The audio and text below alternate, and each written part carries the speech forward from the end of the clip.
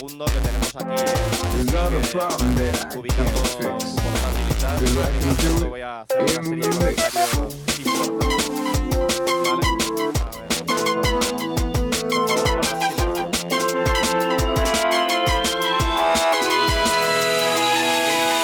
¿Vale? El HDMI. Vale. Guay, tiene su... Vale, pues espera. Pásamelo un momento, please. Entiendo que es este. La batería, Abel.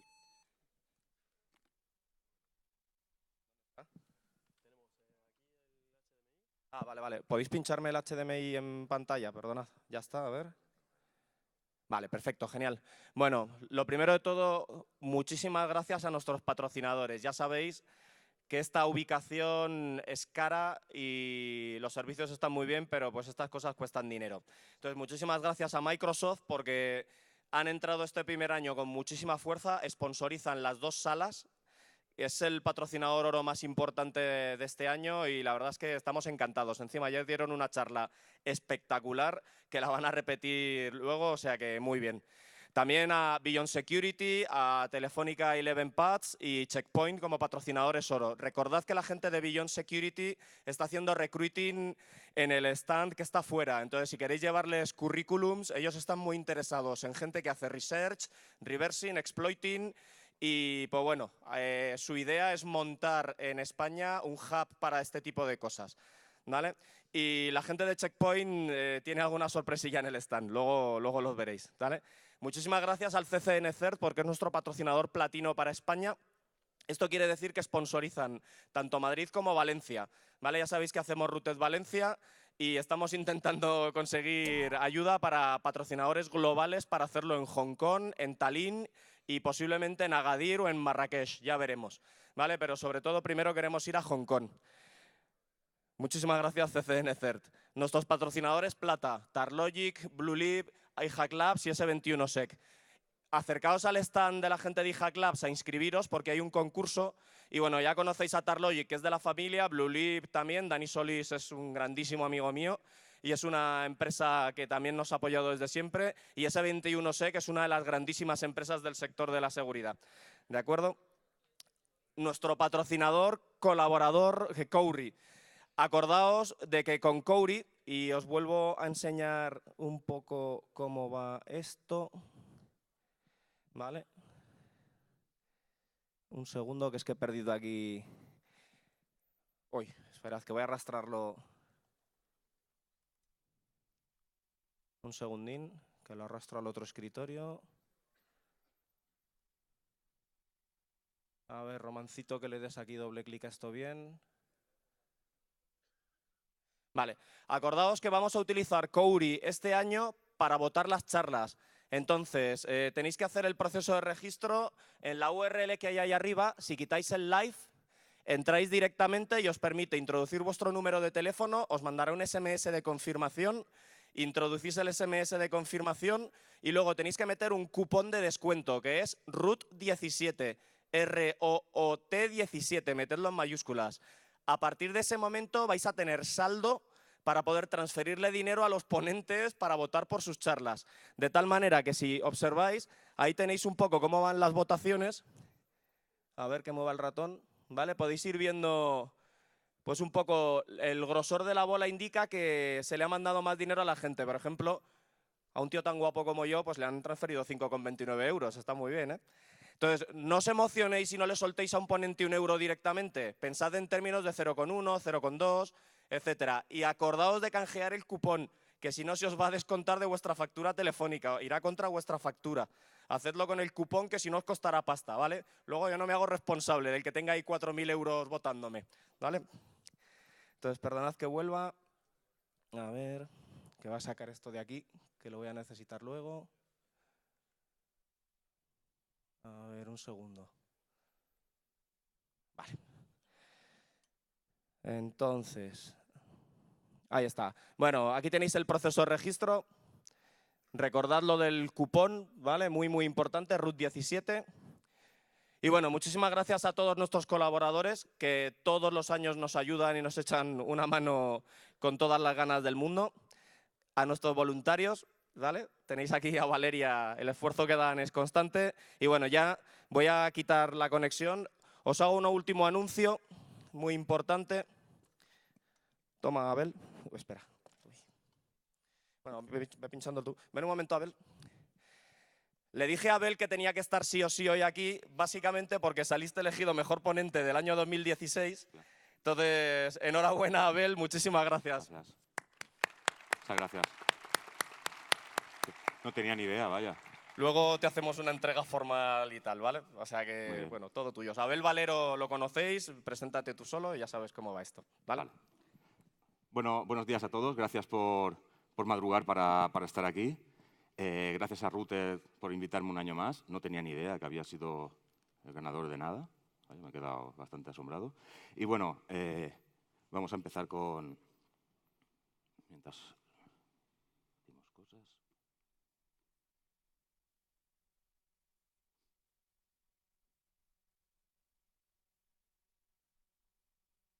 No sé si el audio se llegará a oír. Vale, voy a hablar un poquito de Radare 2 y sobre todo enfocarlo a lo que sería análisis de malware, que es lo que hago yo día a día. Esto que estáis viendo aquí es, en los 10 años que lleva Radare, pues cómo han ido haciendo pulls en la rama, los distintos colaboradores. Bueno, pues es una bonita animación que quería mostrarla al empezar. Me la salto y empiezo directamente porque va a ser un poco densa la charla y seguramente me faltará tiempo. Mi nombre es Abel Valero, ahí tenéis mis datos de correo y de Twitter. Soy jugador de CTF con el equipo Amnesia, Amnesia los buenos, ¿vale? Lo digo porque hace poco a algún periodista de ZDNet se le ocurrió coger nuestro logotipo y decir que éramos los que habíamos hackeado Mega, no sé a qué santo. No somos nosotros, ni mucho menos. Nosotros nos dedicamos a jugar CTFs y a publicar papers que puedan difundir información a toda la comunidad. Soy colaborador de Proyecto R2 desde hace 2 años, 3 años. Miembro de la lista de Malware Re, que han estado por aquí impartiendo unos cursos y hay una comunidad muy amplia ahí dentro donde nos ayudamos mucho en compartir información. Y trabajo actualmente y desde hace un año largo en Panda Labs analizando malware. Bueno, Radare 2. Radare 2 es un framework de ingeniería inversa. Es UNI-friendly, con lo que quiere decir que siempre vamos a trabajar en modo consola, aunque sí que existen varios GUIs por ahí para poder trabajar con él. Pero la intención de Radare es trabajar desde consola, poder mandar tus comandos y tener respuesta. Radare 2 es la evolución de lo que fue en su día Radare 1. Radare 1 fue una herramienta creada por Sergi Álvarez, Pancake, que la utilizaba empezó siendo un editor hexadecimal para recuperar archivos. Poco a poco el proyecto fue creciendo, se le añadió depuradores, se le añadió análisis de binarios, hasta lo que es hoy día un programa que se puede utilizar para muchos ámbitos del análisis de binarios. Es completamente open source, es multiplataforma. Como podéis ver, soporta Android, GNU Linux, NetFree OpenBSD, iOS, vamos, casi cualquier plataforma. Es multiarquitectura, soporta WebASM, 6502, 8051, vamos, todos los que veis en la lista. Tiene formatos soportados de archivos, nos soporta formatos de BIOS, nos soporta formatos de CGC, nos soporta DEF, ELF, todos los que podéis ver en la lista. Como veis, hay muchísimos que directamente sabe interpretar y nos sabe mostrar.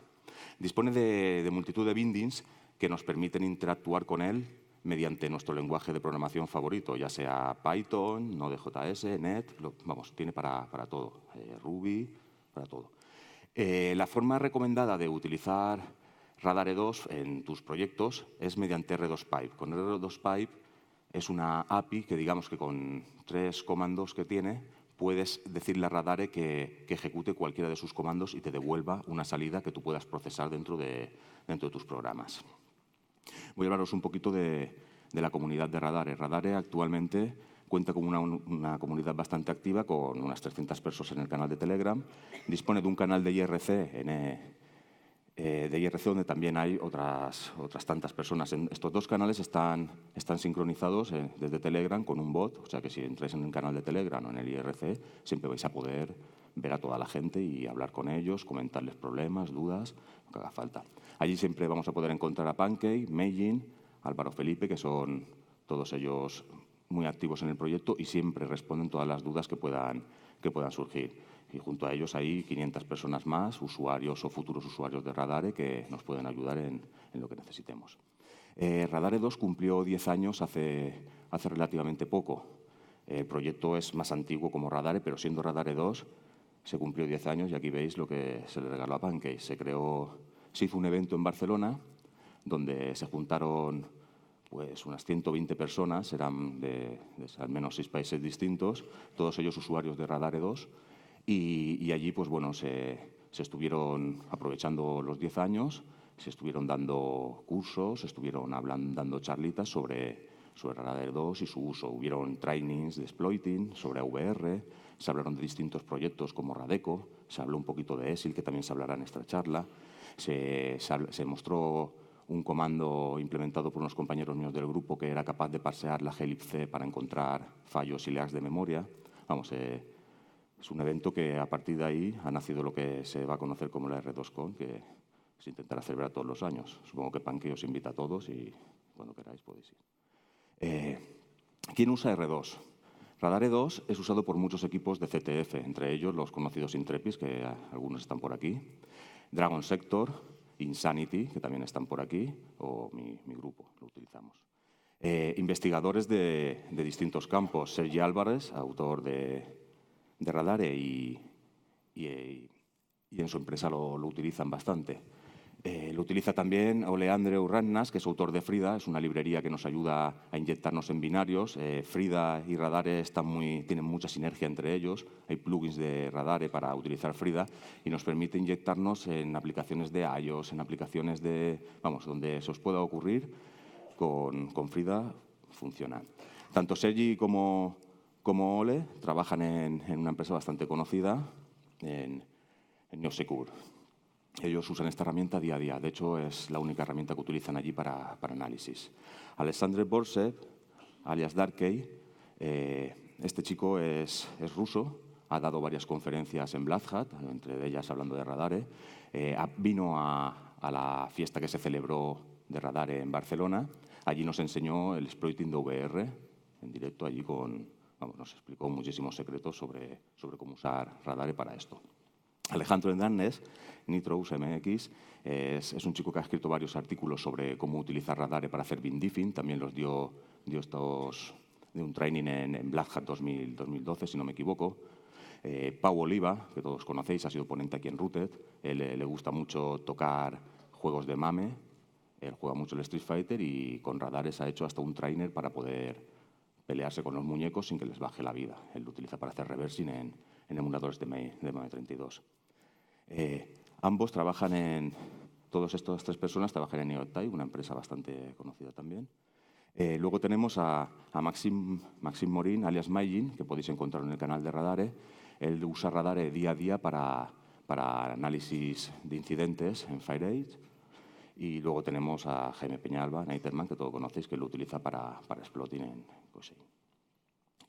Radare 2 nos sorprendió mucho a todos los usuarios, todos los del canal, cuando vimos que apareció unos segundos en la serie Mr. Robot. Nadie tenía idea que iba a aparecer por allí y de repente nos vimos algo así, ¿vale? Como el alter ego de Elliot siempre recomienda, como decimos en Radare, de hacer un git pull antes de compilar. En el último capítulo de la segunda temporada pudimos ver durante unos segundos esta pantallita que vemos aquí. En esta pantalla se supone que está modificando un firmware. La gente que se informó bastante bien porque los comandos están muy bien usados. Podemos ver cómo inician Radare 2 diciéndole que se vaya a una posición con el comando S y finalmente le indican que quieren abrir un archivo en modo escritura. El comando es completamente correcto para ir a donde van. Luego, finalmente, hacen un PD16. Con ese comando están indicando que quieren mostrar un desensamblado de 16 instrucciones, que es lo que veis aquí. Se posiciona unas instrucciones más para adelante, exactamente en esta línea.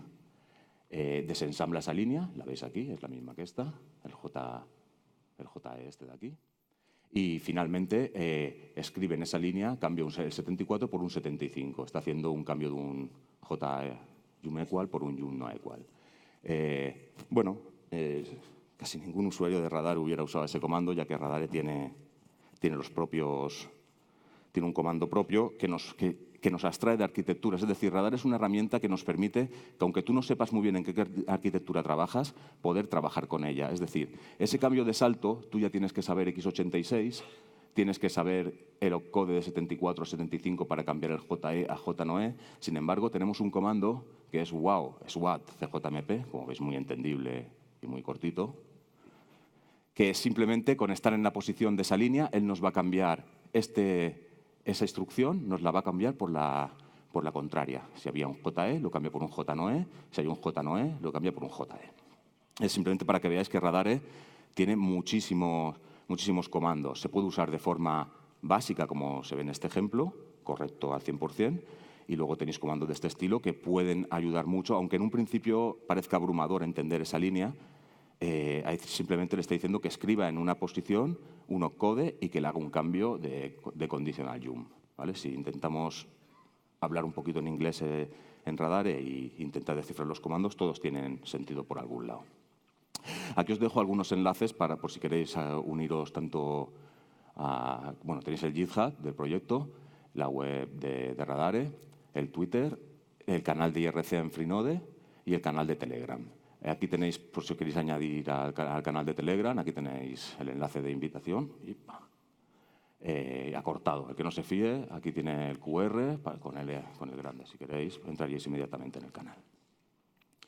Bueno, vamos a hablar un poquito de R2Pipe, la herramienta, la API, que os digo que sirve para más o menos ir controlando Radare desde un programa externo.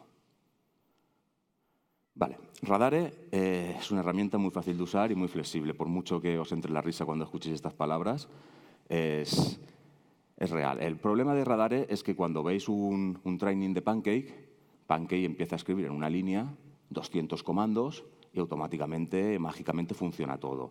No, un usuario que empieza con Radare no espere hacer eso, o sea, tenemos que empezar poco a poco.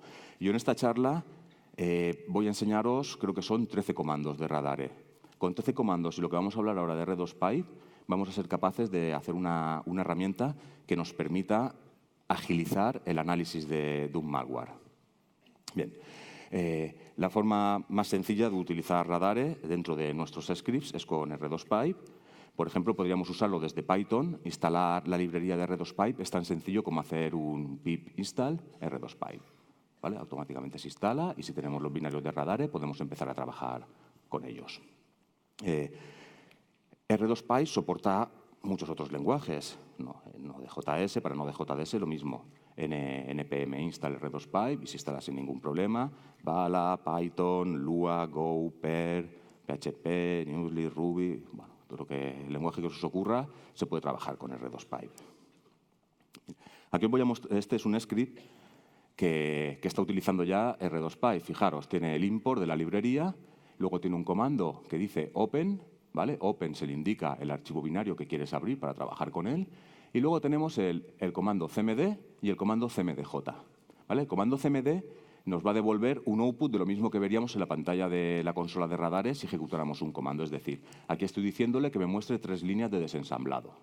Esto me mostraría pues, el mismo desensamblado que hemos visto antes, como se ve con sus bytes indicando la instrucción que es, con sus referencias, con lo que saliera. Luego tenemos la opción de CMDJ. CMDJ nos devuelve ese resultado parseado dentro de una cadena JSON. ¿Vale? La cadena JSON, JSON, ¿no? Se pronuncia JSON, ¿verdad? Las cadenas JSON son muy fáciles de acceder y bueno, nos da mucha facilidad. Es más fácil trabajar desde nuestros lenguajes con cadenas JSON que podemos parsear e interpretar rápidamente que hacerlo con un output en bruto que nos tocaría parsear a mano y buscar cosas extrañas. Bueno, este ejemplo que veis aquí simplemente hace eso. Lanza un comando y lo recoge en output, lanza otro comando en JSON y lo recoge en out.json y finalmente los imprime. No tiene mucho secreto. Esto lo voy a hacer en un vídeo, porque tampoco voy a cargar una máquina virtual para que se vea. Le voy a dar a play. Os muestro el pip install, ¿vale? Que no tiene nada, esto creo que todos sabemos hacerlo. Se ha instalado rápido, sin dar ningún problema. Nos vamos a la carpeta de Radare.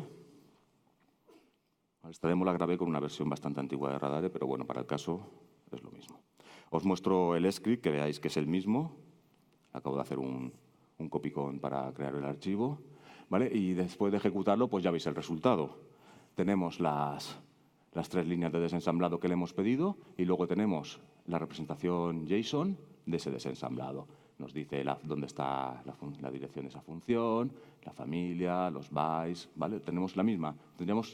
Esta información está dentro del JSON, esto de aquí está dentro del JSON, el opcode está dentro del JSON, tenemos todo. A partir de aquí nosotros podemos parsear y trabajar con ello. Os voy a mostrar unos cuantos comandos de Radare 2 porque yo parto de que aquí habrá gente que no habrá tocado el framework nunca. Entonces, quiero que veáis, como he dicho, que sin tener un conocimiento muy profundo de lo que es esta herramienta, podemos trabajar algo. De hecho, me gustaría que cuando termine la charla seáis capaces de realizar vuestros propios scripts, aún con estos 4 comanditos. Lo primero, Radare tiene varias formas de ser invocado. Se invoca mediante línea de comando y siempre se indica Radare y un archivo. Si metemos simplemente el comando radare2.exe o radare2 espacio el nombre del archivo que queremos abrir, nos va a abrir el archivo siempre en modo lectura, de forma que no vamos a poder hacer escrituras sobre él, pero sí vamos a poder consultarle, mostrar desensamblados, irnos a OSES, hacer lo que deseemos con ese archivo binario. Tenemos la opción -d, la que está de aquí. Con esta hacemos que el framework abra el archivo en modo de depuración. En ese momento lo va a abrir para la arquitectura actual, es decir, no queráis usar un archivo ELF dentro de un Windows, ¿no? Ahí no se puede depurar, ¿vale? Para hacer eso tenemos que estar en la misma plataforma que queremos hacer la depuración. De esa forma podemos depurar el archivo, poner puntos de interrupción, avanzar sobre el desensamblado, trazar, vamos, lo que sería con cualquier depurador normal. Con la opción W es lo mismo que la Radare 2 archivo, pero nos abre el archivo en modo escritura. A partir de aquí, si nosotros realizamos cualquier cambio en el archivo, automáticamente se va a escribir en la imagen binaria en disco que tenemos, ¿vale? De forma que va a permanecer de forma fija los cambios que hagamos. Y finalmente, hay muchos más comandos de estos, ¿vale? Pero tenemos el Radare 2 -n. Esto lo que nos hace es inicializar el archivo de forma que no lea la cabecera del propio archivo. Es decir, nos lo va a abrir en formato RAW, ¿vale? Sin aplicar ningún análisis, sin hacer nada, sin posicionarlo sin encontrar entry points, sin nada. Es una forma de abrirlo. Existen multitud de parámetros, pero con estos que os muestro es suficiente para empezar a trabajar con Radare y iniciar nuestros análisis o nuestros propios scripts. Bueno, empezamos con comandos de Radare. El primer comando, AAA.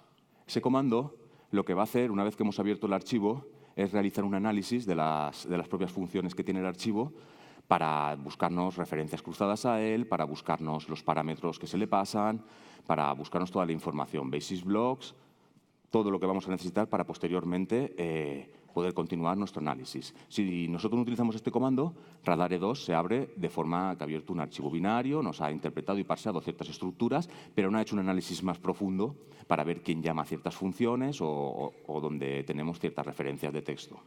De esta forma se realiza un análisis que nos va a mostrar todos estos datos. Tenemos luego el comando AXT o su versión JSON, AXTJ.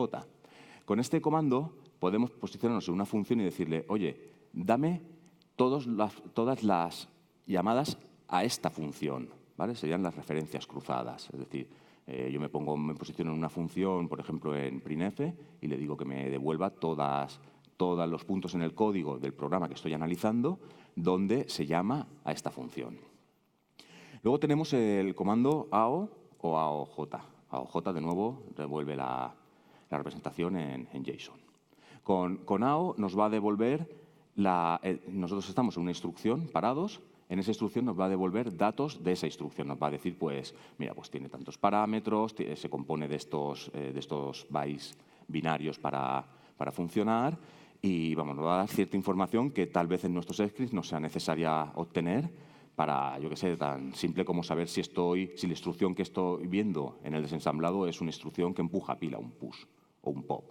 Haciendo una consulta obteniendo datos JSON, le podemos decir, oye, dime si la instrucción es igual a un push, es la que busco, o si no, la ignoro, por ejemplo.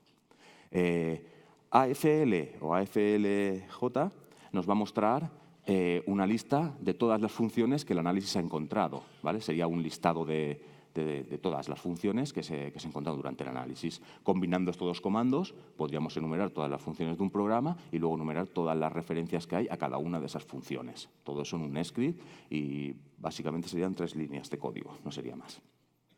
Tenemos el comando S. Con S lo que le decimos es que nos posicionamos en cierto binario.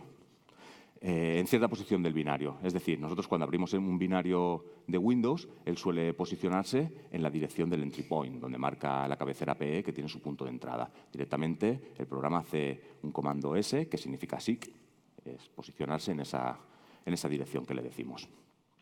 Luego tenemos un comando muy interesante que es el SO. SO es un SIC, pero podemos decirle, si hacemos simplemente un comando SO, él lo que va a hacer es avanzar a la siguiente instrucción. Lo interesante de este comando es utilizarlo con valores negativos, porque a mí a lo mejor me puede interesar, estoy en un punto del código de programa y me interesa ver instrucciones para atrás que está haciendo para capturar datos, para cualquier cosa. Esta instrucción le podemos decir SO-1 y nos retrocedería en el programa una instrucción. SO-5 nos retrocedería 5 instrucciones. ¿Vale? Aquí ya os digo, estos comandos, como veis, no son complicados y ya nos están dando mucha información de análisis. Tenemos 1, 2, 3, 4, 5, 6 comandos de momento. Vamos a pasar a los comandos de visualización. Bueno, una cosa que quería comentar también es, como fijáis, si os fijáis en la cabecera pongo print, pongo debug, pongo comandos básicos. Bueno, esto quiere decir que esto está dentro de un grupo. Si os fijáis, los comandos de radares siempre empiezan por una letra. ¿Vale? En el caso de P, dentro de la letra P están agrupados todos los comandos que tienen relación con mostrar información, con imprimir datos o visualizarnos información. Los comandos de depuración los tenemos dentro de la letra D. Y como fijáis, os digo que normalmente un comando puede tener representación o salida en JSON, siempre acabará en J. ¿Vale? Estas son las reglas más o menos que tiene Punky para los comandos. Siempre están dentro de un grupo que empieza por esa letra y si tiene una representación especial JSON acabarán siempre por J. Es decir, todos los comandos de impresión de datos empezarán por P. Si ese comando tiene una representación JSON, acabará por J. En este caso tenemos PD, que nos desensambla una instrucción o el número de instrucciones que le digamos. Tenemos el comando PX. PX lo que hace es mostrarnos un DUM en hexadecimal, el típico DUM que nos muestra los bytes binarios y luego nos muestra una representación ASCII de esos bytes binarios. P8 o P8 con su representación en JSON nos va a devolver también un volcado hexadecimal, pero en este caso nos va a devolver solo los bytes hexadecimales, ¿vale? Esto es para poder procesarlo. Imaginaos que decimos un P8 de una dirección, él nos va a devolver pues, la cadena EBFE, ¿vale? Suponiendo que hubiera un JMP hacia la misma dirección. ¿Vale? Él siempre nos va a devolver los hexadecimal sin tipear, sin 0xEB, 0xF, no, EB, FE, no sé, 01, 90, 74, los bytes hexadecimales que hayan ahí. De forma que si esto lo usamos luego en Python, con hacer un string decode X o un string encode X, podemos decodificar esa información o codificarla para volver a devolvérsela a Radare. Los comandos de depuración, pues tenemos los típicos. DS, debug step, es un step into, ¿vale? Eso lo que haría es ejecutar la instrucción de este. Si es una función, entraríamos dentro de la función y seguiría, y si consecutivos debug step nos irían haciendo pasos de ejecución. DSO es step over, es decir, si encuentro una función, va por debajo poner un breakpoint en la salida de esa función para evitar entrar dentro. Si pillamos una instrucción de loop o de reps, igual. Si hacemos un DS, nos la ejecutaría una vez, y hacemos el DSO, directamente nos ejecutaría todos los ciclos de esa instrucción. Con el comando db podemos manejar los breakpoints. Podemos poner breakpoints, podemos eliminarlos, podemos poner breakpoints condicionales, ¿vale? Usar estos comandos, si tenemos alguna duda, siempre podemos añadir al final del comando el símbolo de interrogación. De esta forma nos va a mostrar una ayuda semi-interactiva de del comando. DC es continuar ejecución, ¿vale? Es para continuar como cualquier depurador. Y el comando DR nos va a permitir manipular los registros del procesador, tanto visualizarlos como alterarlos, ¿vale? Pues darle valores específicos o consultarlos en cualquier momento. Luego tenemos comandos de escritura agrupados en la letra W. Aquí solo voy a mostrar el WX, ¿vale? Que escribe en hexadecimal. En el offset en el que estemos, si nosotros ponemos WX espacio 9090, nos metería dos instrucciones NOP. No, el 90 es el opcode de no operación, pues nos metería ese ensamblado. Vale. Estoy viendo el tiempo y voy fatal. Aquí debería haceros una demo de los comandos básicos y me gustaría hacerla cargando el VM y demás, pero no voy a hacerlo porque si no ya os digo que me voy a tirar un rato. Voy a mostrar rápidamente estos comandos cómo serían. ¿Vale? Aquí tenéis una A, la salida es muy sencilla, te dice que ha analizado y ha obtenido de más información. AFLJ, ahí podéis ver cómo nos muestra una representación en JSON del listado de funciones. AFL nos debería mostrar las funciones. Habéis visto que he puesto la cejilla, ¿vale? Esto es para decirle que me haga un grip, ¿vale? Estoy diciendo que me muestre todas las funciones que empiecen que contengan la palabra printf. Ahora le voy a decir que me saque las referencias a esa función. Entonces me está diciendo que desde este offset se está llamando a printf. Desde este offset se está llamando a printf. Es decir, los comandos nos están devolviendo la información que necesitamos. Os muestro el comando SIG. Voy a irme a la posición 4015E4. Como veis, el cursor de Radare ha cambiado a 4015E4. Hago el AO, veis la información de esta instrucción, nos dice el ID de opcode que es y bueno, pues el tamaño del opcode y demás. Un PD, el comando de desensamblado, he dicho que me desensamble 3 instrucciones, podéis ver cómo me saca 3 instrucciones. PD no tiene representación en JSON, ¿vale? SO-1 le he dicho que me retroceda una instrucción, podéis ver cómo se ha retrocedido una instrucción y ahora le digo que me haga un desensamblado desde el punto en el que estoy. Estamos una instrucción atrás de donde estábamos. Como veis, el análisis ha sido satisfactorio y él sabe, mediante basis blocks, encontraros instrucciones anteriores, porque la siguiente es muy fácil de encontrar, pero la anterior es más dificultosa. Lo que os comentaba del comando PX, veis la salida que tiene. El comando PX nos muestra los bytes, la representación de los bytes, y luego intenta mostrarnos una representación en caracteres. Es lo de cualquier SDUM. El comando P8 que os comentaba antes, aquí es donde nos saca directamente la misma información, pero en bruto. Con P8J en JSON nos saca el valor de esos bytes. Bien, voy a haceros ahora la demo con lo que sería comandos de depuración. Que, bueno, supongo que los comandos de depuración tampoco tienen ahora mismo mucha importancia para lo que vamos a hacer. Así que aquí se va a ver simplemente eso. Se ha cargado Radare, como han visto, con el comando con -d para entrar en depuración. Estoy diciendo que se establezca un punto de interrupción en el punto de entrada del programa, que continúe hasta que se produzca ese breakpoint. Y nos dice que ya estamos en el punto de entrada del programa. Voy a decirle que me desensamble 10 instrucciones y aquí podemos ver ya el código del programa. Estamos en modo depuración.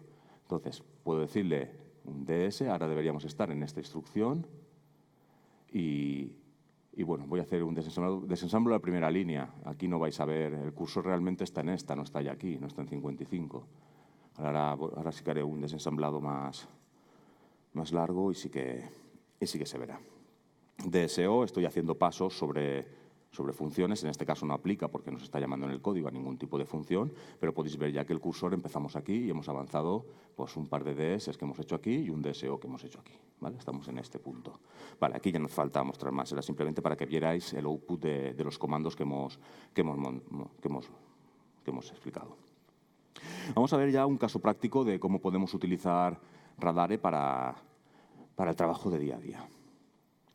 Esto es un caso real de un día mío de trabajo, donde un compañero de trabajo me dice que se han detectado una alerta, salta una alerta, y me dicen que han encontrado en un equipo unas DLLs, archivos de unas librerías modificadas. Estas librerías estaban dentro de un directorio temporal en System32. Conforme me pasan esta información, me pasan datos sobre esa máquina y empiezo a realizar un análisis de trazas. Pues allí en la empresa tenemos una consola donde podemos tener trazas de las máquinas que estamos supervisando. En este caso yo puedo ver cierto día, a cierta hora, qué procesos se ejecutaron en la máquina y qué árbol de ejecución estuvo pasando. Me doy cuenta que cuando esos archivos son creados o modificados, hay un binario que ha sido el encargado de hacer esta tarea. Por lo tanto, tengo ese binario mediante su MD5 y empiezo a hacer un análisis sobre él. En el análisis inicial veo que ese binario viene empaquetado, ¿vale? Está comprimido por un packer propio, que, vamos, es una churra packer, porque realmente no... Últimamente los creadores de malware, su interés es pasar desapercibidos ante soluciones antivirus o ante sandbox. Entonces ellos no pueden meter código muy agresivo que haga cosas muy raras. Eso lo hacen por debajo, es decir, ellos tienen el código que va a hacer las cosas raras, pero primero le meten un empaquetado, que eso es lo que va a ver la máquina virtual. Ese algoritmo de empaquetado que utilizan, pues normalmente hacen que se parezca mucho a código legítimo, código que se vería en cualquier programa. Intentan pasar muy desapercibidos para evitar las detecciones en estos puntos, que es donde ya los paran. En el código, una vez que lo desempaqueto, empiezo a hacer un análisis inicial y bueno, veo que no tiene ningún tipo de referencia a cadenas de texto dentro de su código. Es decir, si él tiene que acceder a una clave de registro, en algún lado del código tendría que estar la key de registro que me indica dónde va a obtener esa información o dónde la va a guardar. No veo nada de eso. Sin ninguna duda, me doy cuenta de que eso tiene que estar usando un enmascarador, un wrapper, que se encargue de obtener la cadena de texto que va a utilizar su código, descifrarla en memoria, luego meterla en la pila y utilizarla. Partiendo de aquí, porque estaba claro que las cadenas de texto tenía que tener, empiezo a usar un depurador y veo cómo existen varias funciones, efectivamente, que se encargan de descifrar los textos que el propio malware va a utilizar a posteriori, ¿vale? Los descifra siempre en el momento de su utilización, de forma que nunca queden en memoria a no ser que lo hayas usado, ¿vale? Ellos procuran que luego, si alguien hiciera un volcado de unas ambos, pues si no llegó a llamarse cierta función del malware, no vas a ver ninguna referencia de cadena de texto de algo importante que pudiera estar haciendo esa función. Una cadena muy importante que aparece cuando estoy haciendo el análisis es esto que veis aquí, Cerber. Cerber es un ransomware. Esto se encarga de secuestrarnos nuestros archivos, ¿vale? Lo típico ransomware que te dice, oye, estos son muy simpáticos, por cierto, ellos te lo dicen. Chicos, lo peor ya ha pasado, ya tienes todos tus datos cifrados. Bienvenido a la comunidad de Cerber, porque te lo dicen así, ¿sabes? Es como te hacen sentir hasta importante de haber sido cifrado y de haber perdido tus datos. Te avisan de que lo peor ya ha ocurrido y que ahora solamente te queda pagar. Encima te lo ponen con una voz, con un Visual Basic Script, que ejecutan y se oye el sistema a una chica diciéndote "All your files are encrypted, please read the information", para obtener todo todos tus datos de nuevo. Bien, como os he comentado, su código viene por un packer propio, que varían según la campaña, es decir, esta gente cogen y este archivo, de hecho, es de una campaña muy reciente, no lleva viva ni 2 semanas, y bueno, este venía completamente distinto en el packer al que analicé hace unos meses. Todas las cadenas utilizadas por el ransomware están cifradas, como os he comentado. Esto ya es curiosidad del ransomware. Este ransomware tiene una configuración en JSON donde le dicen cómo tiene que actuar. Es decir, esto lo ha creado alguien, ¿vale?, para que lo use una tercera persona. Es decir, ellos te proporcionan, digamos, un kit donde tú configuras y dices, pues mira, hoy vas a atacar esta versión de Cerber que vamos a sacar a la calle a robar a la gente. Lo que va a hacer es que solo ataque a ciertos países. De hecho, excluyen países. La variante esta no toca países, creo que no afectaba ni a Rusia ni a Ucrania. Mira el mapa de teclado y si ven que estás en ese país, vas a de infectarte. Tiene opciones de configuración para decirle que detecte soluciones de antivirus y si las detecta se para que no vaya la cosa más allá y que puedan pasar más desapercibidos y esa campaña dure más tiempo. Tienen opciones de, por ejemplo, como digo, detectan soluciones antivirus, tienen una opción que les permite intentar desactivar esa opción antivirus, tienen opciones para detectar si están en un entorno virtual, en un VMware o VirtualBox.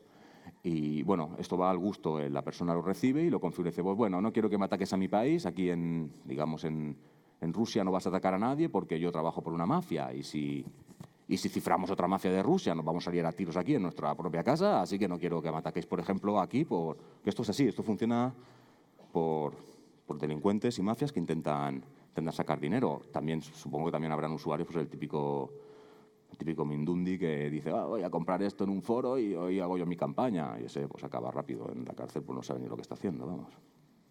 Bueno, claro, como os digo en un principio, a mí me llegan diciendo que hay unas DLLs modificadas. A mí no me cuadra que hayan unas DLLs modificadas en un ransom. Un ransom, de hecho, evita las DLLs del sistema porque ellos quieren que el sistema cargue de nuevo, veas tus archivos cifrados y te meten una HTML diciéndote estas son las instrucciones que debes de seguir para eliminarme o para recuperar tus archivos.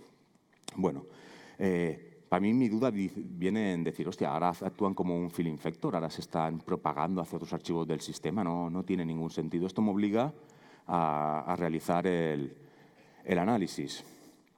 Entonces, como os comentaba, aquí ya no tengo más remedio que ponerme a trabajar con el código de Cerber y decir, oye, a mí me han preguntado los compañeros que qué demonios hacen estas DLLs, yo ya les digo que es un Cerber, pero me van a decir lo mismo.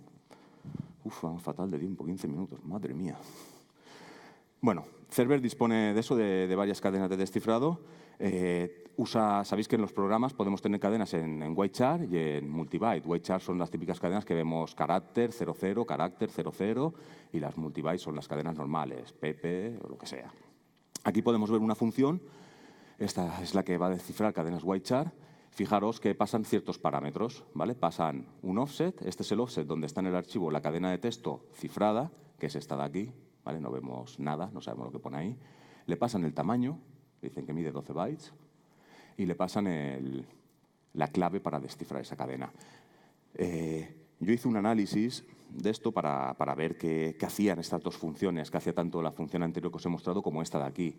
Pues estas funciones comprueban punteros, comprueban que esa dirección que mete en pila apunte a una zona donde pueda leer, comprueban que después de alojar memoria para sacar la cadena se pueda escribir, comprueban que no que no sea alterada la función por otros hilos de ejecución que estén llamando a esa misma función. Tiene una lógica muy grande total para hacer un RC4, ¿vale? Ahí dentro al final se produce un RC4. Yo sabiendo esto soy capaz de coger las cadenas y empezar a descifrarlas para poder analizar bien el binario. Localizar esta rutina de descifrado no se hace de forma aleatoria, es decir, tenemos herramientas dentro de Radare que nos pueden decir cómo encontrar estas funciones. Por lógica, sabemos que un programa tiene que utilizar strings, utilizan muchas strings para hacer sus llamadas a, como he dicho, claves de registro, para intentar resolver APIs, para mostrarte mensajes. Hay muchísimo texto dentro de un programa que debe de ser parseado. En este caso no está porque lo han eliminado para que no lo veamos y se nos dificulte el análisis. Pero, por lógica, si hay mucho texto, hay muchas llamadas a la función que tiene que descifrar ese texto. Gracias al comando AFLL de Radare, podemos ver un listado de todas las funciones del programa. Incluso nos muestra las llamadas que hay a esas funciones, ¿vale? ¿Qué lógica seguimos? Pues buscamos las funciones que más se llamen. 137 llamadas a esa y 100 llamadas a esta. Como veis, son los offsets de las dos funciones que os he mostrado antes. Con este simple comando ya podemos descartar muchas de las funciones que no tienen nada que ver con el descifrado, ¿vale? Podemos tener falsos positivos porque hay funciones que se llaman también bastante, por ejemplo, las de copia de memoria o la de alojar memoria. Pero en nuestro caso se ve claramente como esas dos funciones son las que nosotros queremos localizar. Este comando tiene un problemita, no tiene representación JSON. Entonces, para nosotros es más complicado usarlo en un script. Sin embargo, podemos hacer un script que nos saque las funciones más llamadas del programa, ¿vale? y que nos muestre las llamadas. Hacer un script de este tipo requiere estos tres comandos que tenemos aquí. Primero, R2Pipe. Con lo que he explicado antes, habéis visto que R2Pipe hace un import y tiene el R2Pipe.cmd, R2Pipe.cmdj. No necesitáis saber más de R2Pipe. Eso es todo lo que hace falta para continuar, ¿vale? Sí que necesitamos saber qué hace el comando AAA, que lo expliquemos antes, que era analizar el binario, que hace AFLJ y AXTJ. AFLJ nos muestra un listado de funciones y AXTJ nos da la referencia de llamadas a la función que le indiquemos. Por lo tanto, nosotros podemos hacer un script, que sería este, Fijaros que no es grande, es un script bastante cortito, ¿vale? 19 líneas, que simplemente importa la librería RedoSpy, importa sys, JSON, y bueno, tiene una función aquí que es fetchJSON. Esto es porque en Windows, cuando yo le pido un dato JSON, la cadena me llega al final con unos caracteres que son para borrar los colores de la consola y demás. Entonces ya no puedo parsearlo. Aquí simplemente esa función, como estáis viendo, esa versión, como estáis viendo, lo único que hace es recortar la cadena por donde esté el barra R, barra N, ¿vale? No hace más. O sea, el código sería un más corto, ¿vale? Porque esto pasa solamente en la versión de Radare para Windows, que hace poco un chico metió un fix para quitar los colores que se quedaban en consola y no se tuvo en cuenta que nos fueran enviados por pipe cuando se hace la petición.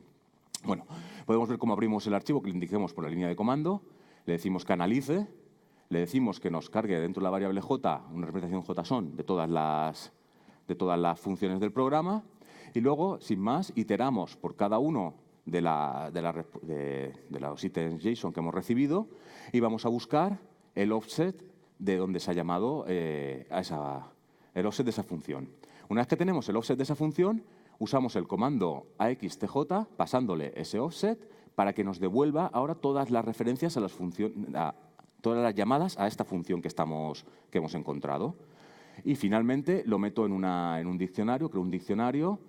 Aquí uso un lambda, no me preguntéis para qué sirve, esto lo saqué de Stack Overflow busqué, dije, oye, quiero ordenar un diccionario que tengo de arriba los mayores y abajo los menores. Me dijeron, pon esto. Pues yo pongo eso y fuera yo de Python no me entero mucho. Finalmente, lo que hago es simplemente entrar a recorrer esa lista, que ya la tengo ordenada, y le muestro los 4 primeros resultados de esa lista. ¿Vale? Sin más, cuando yo ejecuto este script, pues vamos a ver algo como esto. Perdonad que os ponga todas las demos grabadas, las tengo para reproducirlas aquí, pero es que si te pongo a cargar la máquina virtual y el tiempo que me queda ya, no vamos a ver nada. ¿Vale? Fijaos que estoy poniendo el mismo script que tenemos ahí. Lo hemos creado y ahora pues se va a ejecutar. Se va a ejecutar sobre un binario y nos va a decir exactamente pues, las funciones que hay, las llamadas a ciertas funciones. Nos saca el top 4 de llamadas, es decir, estas 4 funciones de aquí podrían ser las posibles funciones de decoder, ¿vale? Claro, vamos a ver cómo hacer un poco más de cosa con estos scripts y que nos sirvan realmente para nuestro análisis. Sabemos obtener las funciones más llamadas, como hemos visto. Esto está bien, pero tenemos ahí simplemente unos números que no podemos verificar si eso es correcto o no. Estaría bien mostrar quién llama, el código que llama a cada una de esas funciones que estamos mirando y obtener unos opcodes por detrás para ver qué parámetros está pasándole esa función. De esa forma, yo, como ya os he mostrado antes, que él mete siempre un valor de key, una longitud y un offset, si vemos ese patrón, ya sabemos que efectivamente esa es la función que estamos buscando. Estaría bien obtener la cadena cifrada, la clave con la cual descifrarla y, por supuesto, descifrarla. Y ya sería la rehostia fichear el binario y que eso se quedara puesto ahí para que la próxima vez que lo abramos pudiéramos ver lo que nos ocultaban, esas cadenas de texto tan preciadas para ellos, porque las estaban cifrando. Mostrar más información es algo tan sencillo como estas 4 líneas más que añadimos al script, ¿vale? ¿Qué estamos haciendo aquí? Aquí hemos cogido ya el resultado de las 4 funciones más llamadas, ¿vale? Y ahora lo que voy a hacer es lo que voy a hacer simplemente es irme a esa función, retroceder 4 instrucciones, ¿vale? Y desensamblar 5 instrucciones. Sin más, quiero sacarme una foto, como el que dice, de qué parámetros se pasan a la función esta que se está llamando, basada en mi análisis. Después de eso, tenemos que obtener la cadena de texto cifrada, la clave y descifrarlo. Como os enseñé en la función, veis que aquí tiene la clave, aquí tiene la longitud y aquí tiene la cadena de texto. Y esta es la función que se llama nosotros. Hemos obtenido esta función por cuenta de referencias y a partir de ella sabemos que vamos a este offset donde esté cualquier cala esta función y lo único que tengo que hacer es buscar hacia atrás instrucciones push Instrucciones push muy genéricas, porque siempre empujan valores, ¿vale? No empujan indireccionamientos de memoria ni nada por el estilo, siempre son valores. Por lo tanto, podemos buscar el desensamblado, ir hacia atrás y mediante los comandos que tenemos aquí, S, SO, AOJ y P8, obtener la información, es decir, me pongo en el cal, le digo que me retrocede una instrucción, obtengo la información de esa instrucción, compruebo que es un push y que compruebo que es un push del tipo que mete un valor directamente en pila, y si es así, ha cumplido los requerimientos para mí. Guardo ese valor. Sé que ese valor va a ser el offset de donde está la cadena. Retrocedo una instrucción más. ¿Es un push? Sí. Guárdalo. Ese va a ser el tamaño. ¿Retrocedo una instrucción más? ¿Es un push? No. Ignora. Retrocedo una más. ¿Es un push? Sí. Cógelo. Ese es el último parámetro que nos faltaba, ¿vale? El algoritmo, veis, es muy sencillo. Implementar esto en la lógica de Python no os voy a poner ahora el escrito aquí porque es un poquito largo. Y luego, finalmente, parchear el binario. Una vez que hemos tenido toda esa información, que hemos recogido todas las llamadas a las funciones en el programa, hemos obtenido todos sus parámetros y hemos obtenido todas las claves de descifrado, vamos a coger y vamos a meterlo en una tablita, la vamos a parsear y aquí lo único que se hace es decir, oye, vete al offset que hemos sacado de la tabla que hemos creado. Yo ya me he creado una tabla donde tengo offset, donde tengo que guardar la string, el valor de la string y el tamaño de esa string. Me voy a esa posición, le digo vete a esa posición, ¿vale? Es valor, aquí. Vete a la cadena, es igual a decodifícame los datos que hemos obtenido y finalmente le digo que me escriba esa cadena, me la escriba en esa posición. De esa forma ya tenemos hecho un fix del archivo. Os enseño todo esto en marcha. ¿Vale? Bien. Hago una copia de este archivo, ¿vale? Esto es Cerber en sí, ¿vale? Sin tocar, eso si lo ejecutamos nos cifra el disco duro. Le digo, tener en cuenta que no se está ejecutando nada, ¿vale? Yo he averiguado que era un RC4, yo simplemente estoy en un análisis binario obteniendo información. Fijaros que me he creado ya un programita al que le paso parámetros, ¿vale? Es un Python, le digo "-a" para analizar y le paso el archivo. Y él me devuelve el output que hemos visto antes. Me dice, pues mira, ahí tienes las posibles funciones.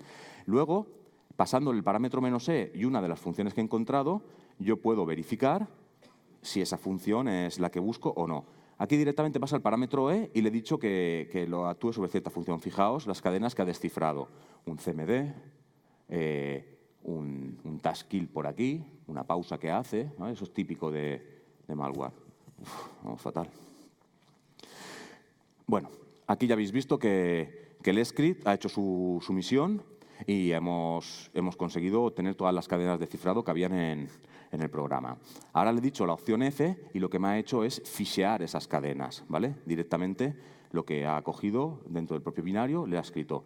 Voy a volver a decirle que me muestre el listado y ahora voy a coger ese offset de aquí, ¿vale? Es la segunda función. Esta era la que descifraba white char y esta es multibyte. Le vuelvo a pasar el parámetro que le digo que use ese encoder, esa función de encoder, y nos va a hacer la misma jugada. Va a mostrarnos todas las cadenas de texto descifradas. De eso podemos ver cómo tenemos... Cerber es muy gracioso, porque si vosotros creáis un archivo que se llame, una carpeta que se llame c2.test, él dentro mete sus estadísticas de cifrado. Dice, mira, he cifrado tantos archivos de red a esta velocidad por archivo. Vamos, los tíos tienen una información de debug bastante importante para analizarlo. Y finalmente lo que hago es fishear. Aquí quería mostraros las cadenas de texto ya dentro de Radare, pero a este tamaño de pantalla en una consola, pues me parece a mí que no vais a ver un pimiento, ¿vale? Así que vamos a pasar al siguiente vídeo, donde vamos a utilizar una de las muchas UIs que hay para Radare. Esta en concreto la está haciendo un compañero mío de trabajo, Alberto Mandingo, que está hecha en .NET, funciona usando R2Pipe, lo que he explicado, y el tío con R2Pipe se ha hecho una UI enterita. Vamos a reproducirla, ¿vale? Aquí voy a cargar primero el archivo binario de Cerber sin haber sido alterado, ¿vale? El hash este que veis aquí arriba. Os pongo el UI porque para mostrar las cadenas de texto, pues supongo que muchos estáis acostumbrados a la visión de AIDA o de Olidebug o Immunity Debugger, entonces es más fácil. Bueno, aquí tenemos la función, ¿veis? Aquí tenemos la función que está metiendo el tamaño, la key y la cadena a llamar. Como vemos, no hay ninguna referencia a cadena. Vamos a mirar las referencias de texto que nos ha encontrado Ida después del análisis y vemos que todo está ahí en chino, ahí no se entiende nada. De todas formas, vamos a buscar unas cadenas de texto que sí que se entiendan porque tienen que aparecer por lo menos alguna importación, como hemos visto ahí. ¿Vale? Vemos la AdBapi, como sí que AdBapi sí que la llaman. Bien, pero fijaros que hacia arriba de AdBapi lo único que tenemos es un bloque en file found, no hay más. ¿Vale? Bien, ahora se va, no sé lo que tardaré en abrir el siguiente archivo, pero básicamente veis que no se aprecia ninguna cadena. Ahora vamos a coger y vamos a cargar el archivo que hemos hecho el fix con nuestra herramienta en Python. Y aquí deberían aparecer las cadenas de texto para poder ya realizar un análisis más profundo del binario. Vamos a dejar que cargue.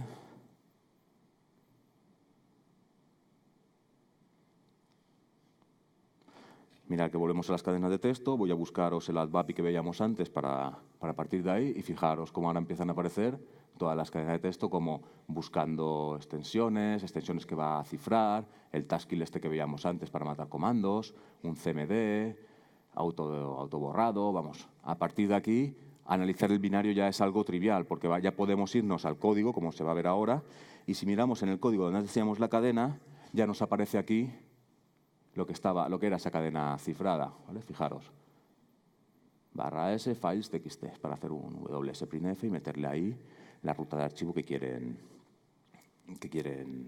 grabar en el log. Entonces ya habéis visto que relativamente sencillo, con 10 comandos de Radare y con R2Pipe nos hemos hecho una herramienta que nos ha servido para agilizar el análisis. Esto es tiempo que ganas en un análisis y esta herramienta ya es genérica para cualquier familia de server, porque ya os digo que el código no lo cambian. Lo he utilizado con 5 o 6 familias, 5 o 6 campañas distintas y siempre ha sido capaz de sacarme todas las cadenas de texto tras hacer el análisis inicial y decirle nosotros cuál es la función a utilizar. ¿Y qué tiempo me queda? 0, de puta madre.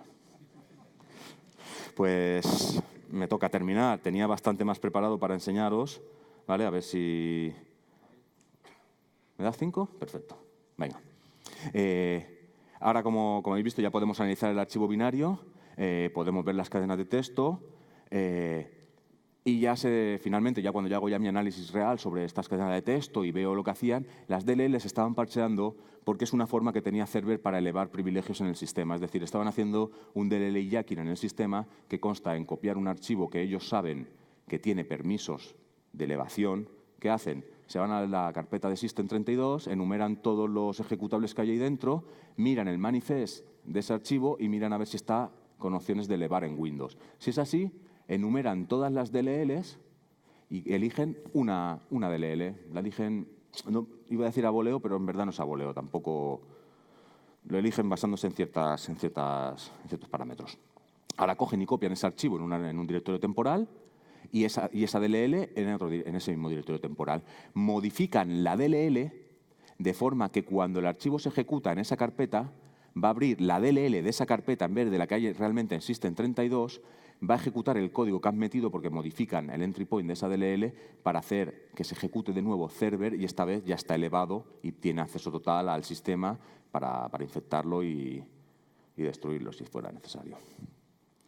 Bien, misterio resuelto. Con la herramienta hemos resuelto el misterio. Yo ya le he podido decir a la gente de mi trabajo que esto se hace por este motivo. Y encima tenemos una herramienta que ya la puede utilizar alguien que no sea un analista en sí para descifrar cadenas y empezar a jugar con esto. Rápido con esto. Payloads. Una cosa muy común es que te exploten la máquina por una vulnerabilidad de navegador, una vulnerabilidad de flash, y ellos lo que hacen es usan un exploit keys que lanzan una batería de exploits contra tu máquina cuando visitas ciertas páginas. Las páginas no tienen por qué ser extrañas, ¿eh? Hay páginas legítimas que han sido tomadas por alguien y han metido ahí su exploit kit y tú no lo sabes, estás navegando una página de, yo qué sé, de cualquier sitio y zasca, infectado, y no sabes ni por qué. Bien, en estos casos se suelen meter un exploit. Aprovechan, por ejemplo, uno de Flash y te meten un payload que se ejecuta en memoria. Y esos payloads suelen venir cifrados con una pequeña rutina que no permite que intenta ocultar un poco para ocultar el comportamiento. Radare 2 nos puede ayudar a descifrar este tipo de payloads, ¿vale? Esto es un payload de un neutrino, ¿vale? visitas la página, te explota Flash Player, si lo tienes vulnerable, usan el de Hacking Team, el exploit de Hacking Team, o sea, el LEAC de Hacking Team ha sido muy bien aprovechado, ¿vale? Y el payload tiene una pequeña capa de cifrado. Vamos a mostrar, esto es lo que vemos cuando mostramos este payload en hexadecimal. Los que estéis acostumbrados al reversing, supongo que ya estáis viendo un salto de 12 instrucciones ahí arriba, ¿vale? El EB12. Esto es este código, ¿vale? Un salto a la línea 14, nos va a saltar aquí, ¿vale? Y de aquí va a hacer JMP14, eso es, y de aquí va a hacer todo el código. Bien, ¿qué está haciendo este código? Este código tiene sentido hasta aquí, hasta el cal 2, ¿vale? Una vez que hace este cal, entra a la posición 2 y es un bucle de descifrado. Nos va a descifrar todo lo que hay por debajo. Claro, este código es un payload, está en memoria. Esto tienes que sacarlo, te toca a ti pues, mirar, dice, oye, pues está haciendo aquí un short con 84, no sé de dónde empieza, tengo que calcular el valor de AX, el valor de CX. Pues bueno, Radare tiene una cosa que se llama ESIL, es una máquina virtual interna que es capaz de emular cualquier instrucción de un procesador, de cualquier arquitectura. Es una máquina basada en pila. Esto no voy a explicarlo porque si no, no llegamos. Simplemente voy a mostrar cómo decodificamos el payload con 2 comandos de Radare. No tiene más, 2 comandos. ¿Vale? Cargamos el archivo en modo escritura, ¿vale? Desensamblamos y vemos su código. Y una vez desensamblado, voy a iniciar la máquina virtual de ESIL. Eso estoy iniciando la máquina. Esto me está poniendo valores en SP y EBP para poder funcionar. Le estoy diciendo que me ejecute una instrucción y me muestre 10 líneas de desensamblado. Fijaros que empezamos aquí arriba, hemos avanzado hasta ahí. Le digo que ejecute una instrucción y que me la muestre. Y fijaros, está ejecutando código, ¿vale? Aquí los registros están tomando valor, ¿vale? Tenemos valores en los registros. Esto está como si estuviera ejecutándose en un entorno controlado. Aquí jamás se te va a ejecutar este código en tu máquina real. Bien, voy a decirle que me ejecute este código hasta después de la línea 14, que es donde acaba. Veis que tiene un JN9. Voy a decirle que me ejecute hasta la línea 12. ¿Vale? Acabaría el bucle, ya lo ha hecho. Y si mostramos el código, fijaros ahora por debajo lo que aparece. Ya tenemos completamente descifrado el payload de este que nos mandan al final y vemos código que realmente lo que va a hacer es buscar en kernel en unas APIs y para hacer un shell execute, ejecutar un CMD, soltarle todo este churro que hay por aquí, que se nos descargue el server, se nos infecte la máquina y nos pidan un rescate. Y tenía más que contar, pero no puedo, no me llega y Román me está mirando con una cara que me parece que no. Espero que esto haya desmitificado un poco a Radare en sí, porque está la típica frase de una curva de aprendizaje muy alta. Yo esa curva no la conozco, ¿vale? No por nada, yo soy muy torpe para estos comandos. Os aseguro que si yo intento tocar esto como lo hace Pancake, no tengo ni idea. Ahora, tú te coges tus comanditos, vas mirando tu ayuda, vas mirando qué quieres hacer y cómo hacerlo, y os digo que cualquiera que haya en la sala es capaz de hacer esto. Y más, ya es que juguéis con Radare y no le tengáis miedo a una herramienta gratuita y que nos puede ayudar en muchos aspectos y con arquitecturas muy exóticas, no solo con x86. Y nada, ya tengo que cortar porque no nos llega para más. Tenía una versión de R2K y hasta aquí. Muchas gracias.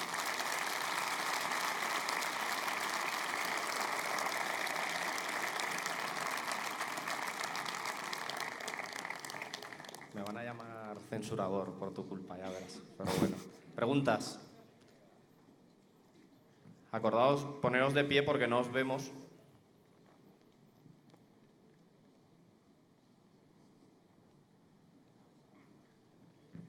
¿Estáis tan sobrepasados con esto que no os atrevéis a preguntar o ahí hay una? A mí me parece súper fácil, ¿eh? Sí. De verdad, os digo que es de verdad que es poneros. A ver, yo ya os digo, llevo con esto en el proyecto, trabajando en este proyecto 2 años. Yo hace la primera ruta que vine no tenía ni idea de Radare. Esto lo voy a ir Pancake, ¿vale? En algún canal llegué a poner que Radare era una herramienta inútil y que no tenía sentido actualmente usarse. Lamento haber puesto esas palabras 1000 veces. Pancake no lo sabe, me va a matar después de oír esto, ¿vale? Está Pancake preguntando que si ponemos streaming o algo. Longinos creo que sabe eso, que precisamente fue a quien se lo dije en una conversación en nuestro canal de Telegram. Y mi idea cambió radicalmente cuando me puse a trabajar con él en serio y vi las posibilidades que tenía. Pues oye, lo primero, darte la enhorabuena, muy interesante. La pregunta que tengo es, lo mismo que has hecho de ver qué funciones son las más llamadas de manera estática, ¿habéis pensado o se puede hacer de manera dinámica? Es decir, ponerlo a ejecutar y ver el stack working y tal. Te cuento, el script original lo hacía de modo dinámico, pero claro, yo en un principio, cuando empecé a hacer todo esto, no analicé la rutina de descifrado ni nada. Entonces hice el mismo script, pero utilizando comandos de debug. Por eso os he puesto los comandos de debug, porque yo lo que hacía era hacer la misma búsqueda y luego le decía, vale, me voy a guardar los offsets donde he encontrado los push y el offset donde he encontrado el cal. Entonces le decía, EIP, ponte en este offset. Debug step, ejecutaba ese offset, metía el push. Al siguiente offset metía el push, al siguiente offset metía el push. DSO, en el siguiente offset, me ejecutaba el cal en tiempo real y en EAX tenía la cadena descifrada. No hay ningún problema por hacer eso. Tú puedes hacer con Radare, con el scripting, lo que necesites. En este caso no, ya analicé un poco más porque dije, hostia, como cojas un binario un poco raro y esto se está ejecutando. Si no lo haces en una máquina virtual, puedes cifrarte la máquina entera. ¿Vale? Trabajando en máquinas virtuales te da igual, puedes hacer las pruebas en depuración sin ningún problema. Puedes hacerlo sin problemas y bastante fácil. Una última pregunta. Vale. Buenas. Hola, hola. Buenas. Hola, buenas. Enhorabuena, yo creo que ha sido una de las charlas que mejor he entendido de Radare. Gracias. Comparado con Pancake, bueno. Mi pregunta es, ¿con ESIL puedes ejecutar binarios que estén hechos para otra arquitectura? Sí, tenía una demo para mostrar. ¿Te acuerdas? No sé si viste mi charla del año pasado que hablé sobre un bootkit y usábamos bots para hacer una emulación. Tengo un script que emula todo el bootloader, la parte inicial del sistema, con ESIL. Podemos descifrar el código inicial de Rodney, que es de lo que hablé, Rodnicidos, lo mismo es, que puedes ejecutar ese código en memoria, puedes descifrar el VBR original para restaurarlo. Esa es una demo que tenía preparada, pero es que cuando me han dicho que me quedaba 15 minutos, me quedaba cuadro, la tenía para mostrarla. En la R2Con sí que di un taller sobre ESIL y tenemos estas demos. De todas formas, si te interesan cosas por el estilo, en el GitHub de Radare tendrás información sobre la R2Con y ahí están todos los trainings que se dieron y tenés una demostración de esto, con el malware del año pasado, que, fíjate, es la base, el arranque del sistema, lo que estamos emulando. Con ese sin ningún problema. 16 bits encima, ¿sabes? Con segmentaciones de CS, data segment y demás, sin ningún problema, haciendo ciertos trapicheos que se ven en el código. A ti. Muchas gracias, Abel. A vosotros. Espero no haberos aburrido mucho. Gracias.